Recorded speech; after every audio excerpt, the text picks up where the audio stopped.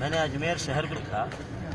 آپ یقین مانیے جو دربار ہے وہاں خواجہ معین الدین چشتی کا، اس کو غریب نواز کا دربار کہا جاتا ہے. ٹھیک ہے، اور اجمیر میں اتنے غریب ہیں کہ آپ سوچ بھی نہیں سکتے. غریب نواز موجود ہیں اور شہر غریب بنا ہوا ہے. اتنا ہی نہیں، جب آپ دربار کے پاس پہنچیں گے سیڑھی کے پاس تو مانگنے والے غریب فقیر وہاں گیٹ کے پاس بیٹھے رہتے ہیں. کن سے مانگنے کے لیے؟ جو لوگ دربار کی زیارت کرنے آ رہے ہیں ان سے مانگنے غریب بیٹھے ہیں. دربار پہ جا کے غریب نواز سے نہیں مانگتے ہیں، کیوں؟ یہ سمجھتے ہیں کہ یہ غریب نواز نہیں دینے والے ہیں، غریب نواز کی زیارت کرنے جو آ رہے ہیں وہی دینے والے ہیں غریبوں. اتنا ہی نہیں، جو وہاں سجادہ نشین بیٹھے ہیں دربار پہ اور مجاور بیٹھے ہیں، خادم بیٹھے ہیں، وہ خود اس غریب نواز کے دربار سے نہیں مانگتے ہیں. وہ کس سے مانگتے ہیں؟ جو زیارت کے لیے آتے ہیں نا ان سے مانگتے ہیں، وہ ان سے مانگتے ہیں. اسی لیے مجھے خود بتایا ہے لوگوں نے کہ زیارت، آپ جانتے ہیں وہاں کیا ہے کہ جو غریب ہیں بیچارے مسکین ہیں ان کو تو کوئی پروٹوکول نہیں ہے. وہ تو جائیں زیارت کریں، 5-10 روپے ڈالیں، جائیں دھکے کھائیں.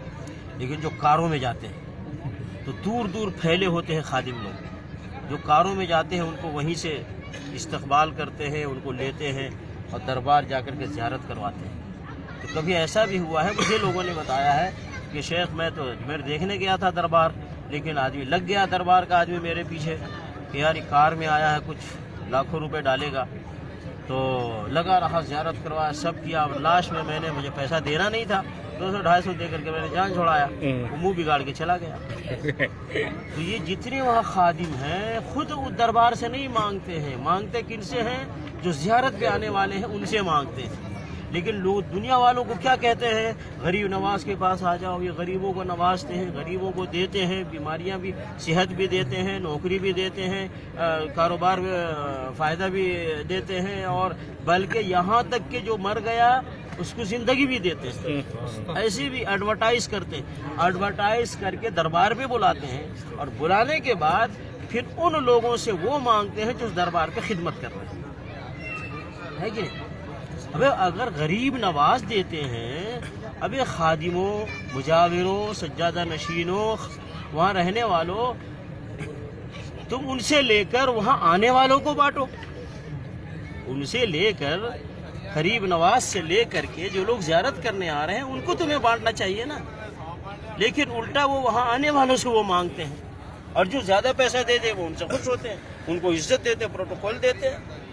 تو یہ سب کیا دھوکہ ہے، فراڈ ہے. بھائی وہ غریب نواز کیسے ہو جائیں گے خواجہ معین الدین؟ بھائی جو مر گیا ہے وہ محتاج ہے، وہ فقیر ہے، وہ مسکین ہے. اسی لیے ہمیں اس کے لیے دعا کرنے کا حکم دیا ہے. جو بھی دنیا سے چلا گیا ہے وہ زندوں کا محتاج ہے. جو اس دنیا میں رہتے ہیں کس چیز کا؟ ان کو دعائیں دی جائیں، دعائیں دی جائیں. اللہم اغفر لہ، اللہم ارحمہ، اے اللہ ان کے گناہوں کو بخش دے، اے اللہ ان کے اوپر رحمت نازل فرما، اے اللہ انہیں عذاب قبر سے بچا، اے اللہ انہیں اچھی زندگی عطا فرما، اے اللہ انہیں عذاب جہنم سے بچا، انہیں جنت عطا فرما. تو ہم جو زندہ ہیں ہم قبر میں جانے والوں کے لیے دعائیں کریں گے، ہم انہیں دعائیں دے سکتے ہیں. قبر میں جانے والا نہ آج تک کسی کو کچھ دیا ہے اور نہ دے گا، یہ عقیدہ بنا گیا. بے شک اگر کوئی دے سکتا تو رسول اللہ صلی اللہ علیہ وسلم قبر میں جانے کے بعد اپنی بیوی عائشہ رضی اللہ تعالیٰ عنہ جو اسی حجرے میں رہتی تھی اپنی بیوی کو کچھ دیتے. اگر دیتے تو نبی صلی اللہ علیہ وسلم اپنی بیٹی فاطمہ رضی اللہ تعالیٰ عنہ جو وہی پڑوس میں رہتی تھی اپنی بیٹی کو دیتے. وہیں پہ داماد علی رضی اللہ تعالیٰ عنہ رہتے تھے. اگر قبر میں جانے کے بعد کوئی دے سکتا ہے تو نبی صلی اللہ علیہ وسلم اپنے داماد علی رضی اللہ تعالیٰ عنہ کو کچھ دیتے. اگر دیتا کوئی قبر میں جانے کے بعد کچھ تو وہیں پہ حسن حسین رضی اللہ تعالیٰ عنہ رہتے تھے، اپنے نواسوں کو نبی صلی اللہ علیہ وسلم دیتے. لیکن کوئی مجھے بتائے کہ نبی صلی اللہ علیہ وسلم نے قبر میں جانے کے بعد کچھ بھی اپنی بیوی کو، اپنے داماد کو، اپنے نواسوں کو، یا اپنے سسر ابو بکر عمر رضی اللہ تعالیٰ عنہما کو کسی کو کچھ دیا ہے؟ دیا ہے تو کیا دیا ہے؟ مجھے دنیا کے سارے لوگ بتائیں مجھے آ کر کے. پتہ یہ چلا جب نبی صلی اللہ علیہ وسلم نے قبر میں جانے کے بعد اپنے گھر والوں کو کچھ نہیں دیا ہے تو دوسروں کو بھی نہیں دے سکتے. اور جب نبی صلی اللہ علیہ وسلم نے نہیں دیا ہے تو اس کائنات میں کوئی بھی قبر میں جانے کے بعد کسی کو کچھ نہیں دے سکتا. صرف ایک اللہ کی ذات ہے، اللہ کی ذات ہے. جب سے دنیا شروع ہے جب تک دنیا رہے گی اللہ رب العالمین سارے بندوں کو دیتا ہے اور دیتا رہے گا، اور ہر چیز دیتا ہے اور ہر چیز دیتا رہے گا، کیونکہ اللہ رب العالمین الحی القیوم ہے، ہمیشہ سے زندہ ہے، ہمیشہ زندگی رہے گی، ہر چیز کو زندگی دینے والی ہے اور ہر چیز کو موت دینے والی ہے، ذات اللہ رب العالمین کی ذات، اللہ رب العالمین کی ذات ہے۔ اللہ رب العالمین نے فرمایا انتم الفقراء الی اللہ واللہ هو الغنی الحمید، تم سارے کے سارے محتاج ہو، فقیر ہو، اللہ اکیلے بے نیاز ہے۔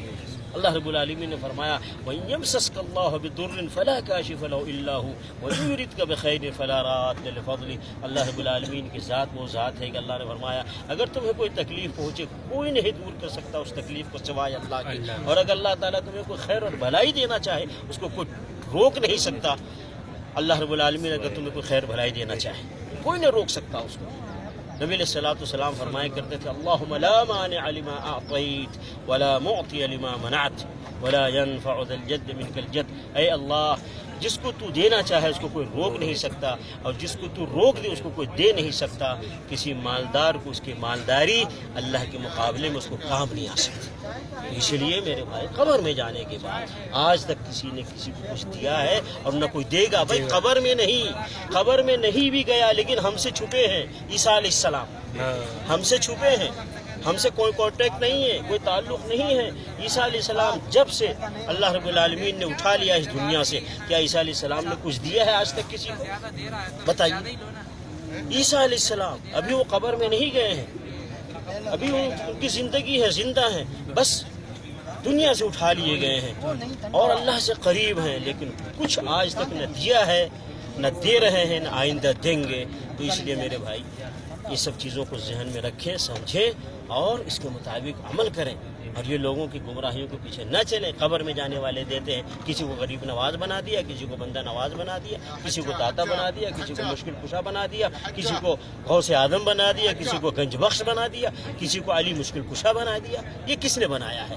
اللہ رب العالمین نے نہیں بنایا کسی کو، نہ رسول اللہ صلی اللہ علیہ وسلم نے کسی کو یہ سارے